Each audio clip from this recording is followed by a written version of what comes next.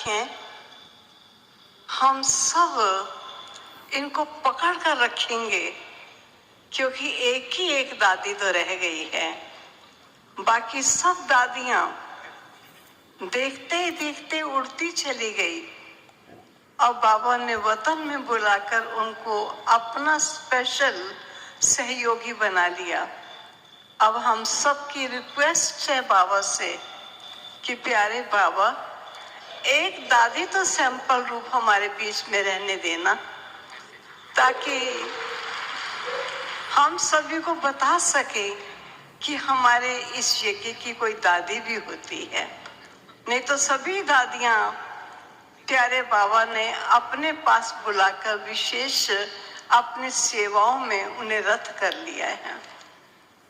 आदरणीय दादी रतन मोहिनी जी का मुझे याद आता है, जब हम छोटे थे और यज्ञ में आया करते थे तो दादी हमको रात को 10 बजे हमसे बैठती थी और 12 साढ़े 12 बजे तक बहुत अच्छी अच्छी बातें सुनाती और ऐसा लगता कि वे हमें एक मजबूत कुमारी बना देना चाहती हैं।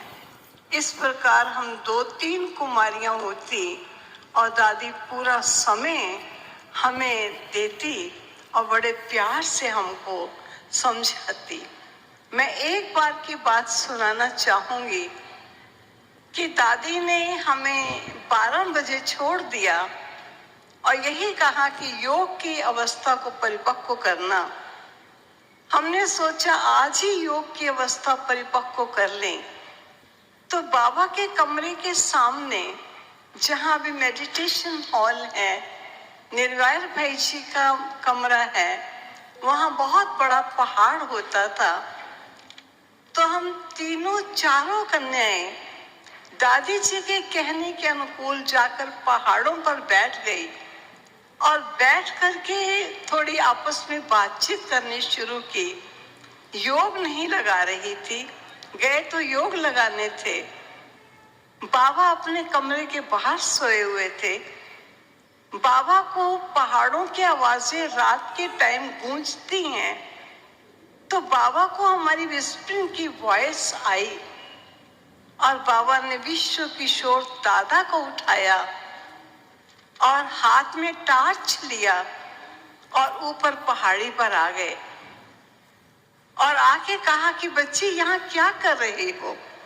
अब हम बाबा को क्या बताएं कि हमारी दीदी ने हमें योग लगा के परफेक्ट बनने के लिए कहा है, लेकिन हम योग तो लगा नहीं रहे थे, हम तो भी जरा बातें चीतें शुरू की थी। तो यज्ञ रक्षक बाबा किस प्रकार हर चीज का ध्यान रखते और अपनी दादियों को भी कैसा यज्ञ रक्षक बनाया। और आज इन रक्षक आत्माओं ने हम सब आत्माओं को दिव्य जीवन, ईश्वरीय जीवन प्रदान करने में और उसे आगे बढ़ने में बहुत योगदान दिया। मैं कहूँगी ऐसी दादी जी, उनकी आयु दिनों दिन लंबी होती जाए। कभी कलयुग का अंत संगम युग आ गया, लेकिन सतयुग तक हम सब इकट्ठे साथ ही साथ जाएं, ऐसी मेरी शुभ मनोभावनाएं। और मेरी नलिनी बहन जी, वास्तव में उस समय जब हम भी बाबा के पास बॉम्बे गए थे और नलिनी बहन जी भी वहीं थे, वो समय था जब काकू भाई इनके पिताजी ने प्यारे बाबा के सम्मुख यह निर्णय लिया था कि मैं अपनी बच्ची को मकान सब सहित ईश्वरीय सेवा में समर्पित करूंगा। तो उस समय हम समर्पण समारोह में तो ठहर नहीं पाए, लेकिन अपने याद जरूर भेजी।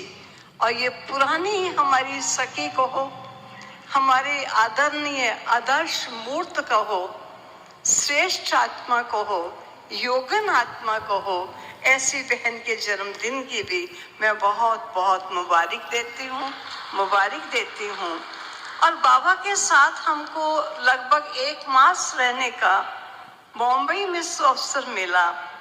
उस समय शीलू बहन, क्योंकि मैं शीलू से शारीरिक आयु में बड़ी हूँ, तो शीलू बहन हमारे साथ होती थी और वो कॉलेज में जाती थी देखिए, पढ़ाई पढ़कर स्कूल था या कॉलेज था ये मुझे भी याद नहीं है, और उस समय हम इकट्ठे ही वहां रहते थे और सब प्यारे बाबा